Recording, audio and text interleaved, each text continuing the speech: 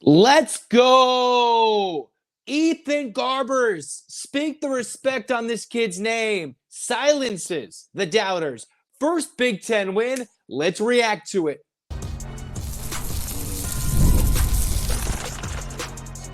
You are Locked On UCLA, your daily podcast on the UCLA Bruins. Part of the Locked On Podcast Network, your team every day.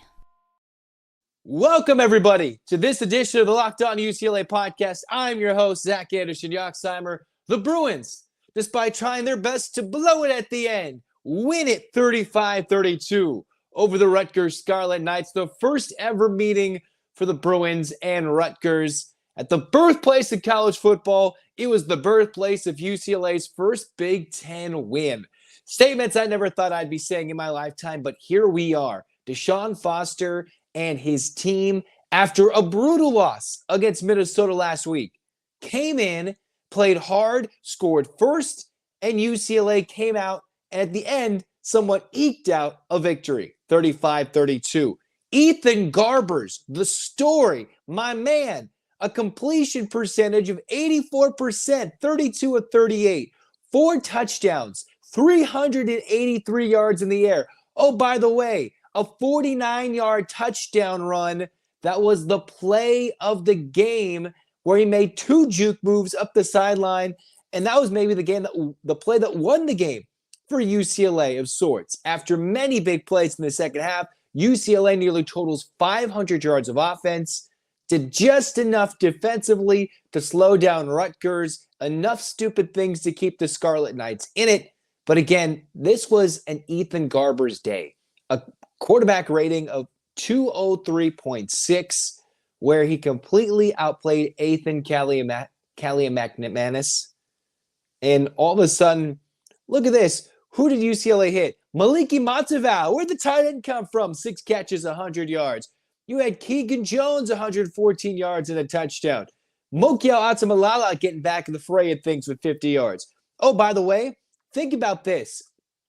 UCLA, without arguably their 2 best receivers, Rico Flores did not play, and J. Michael Sturdivant had 1 target that earned UCLA a pass interference call. 0 catches. So 1 target or 2 for, your man Sturdivant. They didn't technically call it a target because it was a penalty. That's really the only target I saw for one of those 2 guys. So think about that. You're going to put all that name and all the love to Justin Martin, who did a fantastic job, by the way, at Penn State. All right, fantastic job. And I hope he can be the quarterback of the future. But the future is not now just yet. UCLA now 2-5, snaps the awful 5-game skid, and goes all the way across the country. One of their farthest and sneaky tough road trips that they'd have this season. Going to Hawaii, going to LSU, all the places that they went, they came out and did enough. Now, I'm not sure when on 3rd and 5 up 10, when Rutgers has 0 timeouts, they're trying to pass the football and they just blitz the crap out of Garbers and he fumbles the football. I'm not really sure that's his fault, but UCLA they do some dumb things sometimes, right? Like, come on. You're going to leave your quarterback out to dry like that on 3rd and 5 when all you have to do is run the football, eat 40 seconds, and then Rutgers has so much less time to score. They would have scored well after the 2-minute timeout. I'm not sure what you're doing. But again, what did I say were some of the keys to the game? Can UCLA rush close to 125 yards, get close to 100 yards?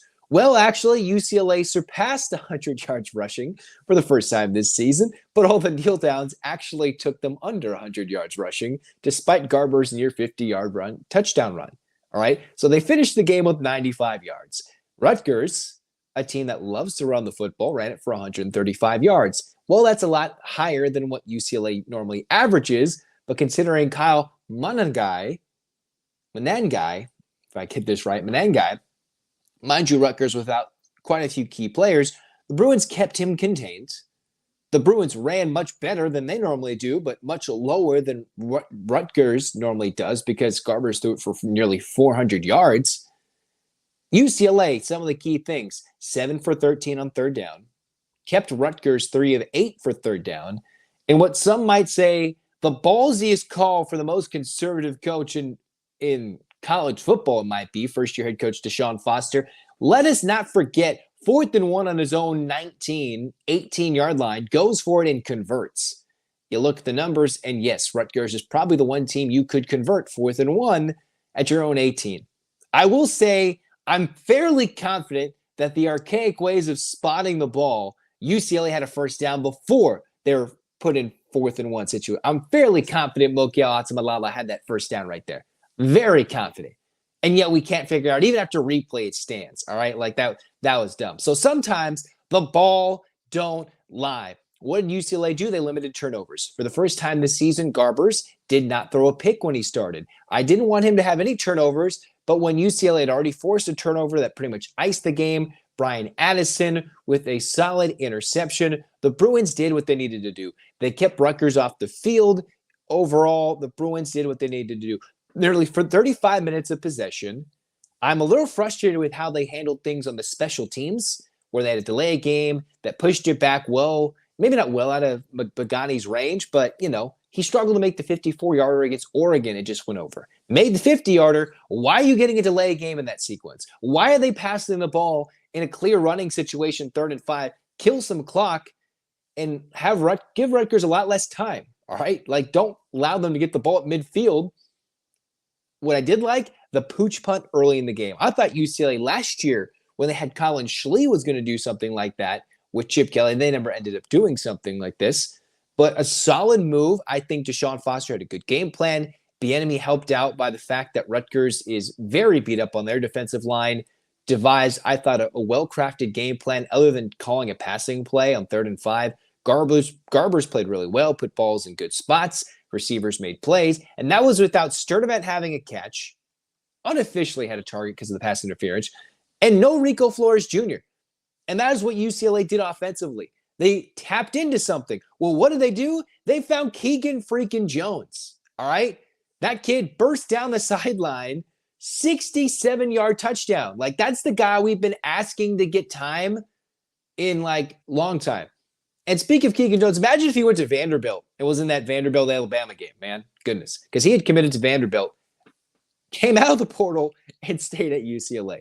Boy, are we thankful for that. All right, UCLA, they went close to 100 yards rushing against one of the worst rushing defenses, one against one of the better rushing players, running backs in the country. UCLA held their own against Manangai, 100 yards, almost 6 yards a pop, but they were throwing it.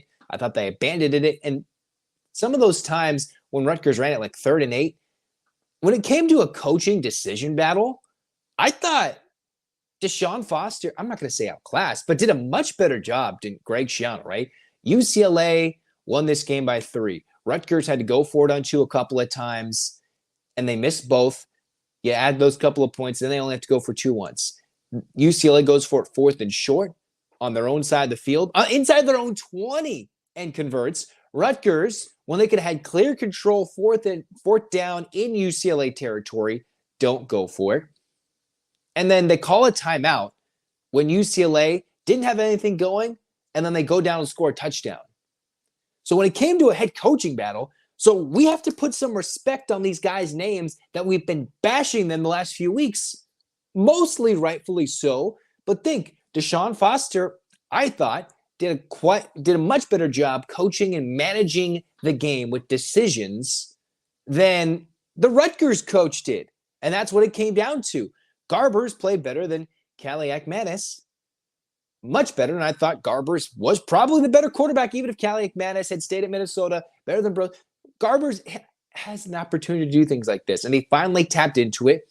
Yes, Rutgers is beat up, but don't tell me UCLA's not hurt either, right? They've got injuries in the offensive line. They've struggled with that the whole season. They've got a couple of defensive line issues too, and the Bruins came in and won the game where most teams probably would have given up. Most teams would have not had the heart to fight. And they come out, score right away, give up a touchdown on a crazy one-handed catch for Rutgers, and came out. So put some respect on that Garbers name, all right? I know I said Rutgers by 10, but I also went with the bet against UCLA rule, and they won by 3. All right, nearly won by 10 because they almost took the special teams, the kickoff return on the onside back, even though Logan Loy waited for the fair catch. But let's go. Garbers deserves some apologies for him getting benched. He might be terrible in Nebraska. Who knows? But I think while we got so enamored maybe not me necessarily, but the rest of the fan base so enamored with Martin going 100 yards in Penn State. That's good. That's good for development and what he needs to do. But there was a reason why Garbers wasn't challenged for the starting spot. UCLA isn't one of those ego schools, at least the last couple of years with Chip Kelly going to DeShaun Foster, that we have to keep our guy. You keep the guy because he's a leader in the locker room. He knows how to use this complex offense, and they can do a bit more with Eric Bieniemy's design. Even though they sometimes don't always work, it worked to perfection, and that's what they did today to just take advantage of a Rutgers defense that has been just absolutely depleted and beaten down, I think, after the Wisconsin game. UCLA got close to rushing numbers. They did good things. Garbers kept under 2 turnovers. UCLA forced a turnover on defense, contained Caliac Manis, and did get a couple of – they got 1 sacked at UCLA, almost lost the fumble, but the Bruins did what they needed to do. All right? The excitement is there. First Big Ten win. All right? Hands up, Bruins fans. Let's get excited.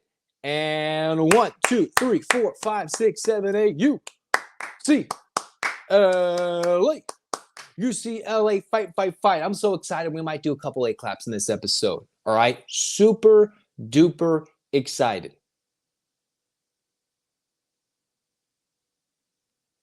This episode is brought to you by FanDuel, America's #1 sports book. All right? And what did UCLA do? They weren't favored. They're the underdog by about 4 points at Rutgers. Well, the Bruins turned that on your head.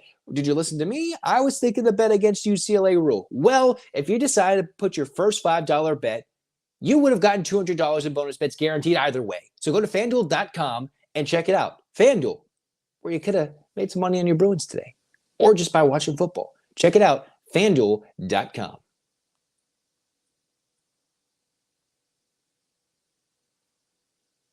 All right, let's do it again. It's our first Big Ten win ever after all that disappointment. I want another A clap. And 1, 2, 3, 4, 5, 6, 7, 8,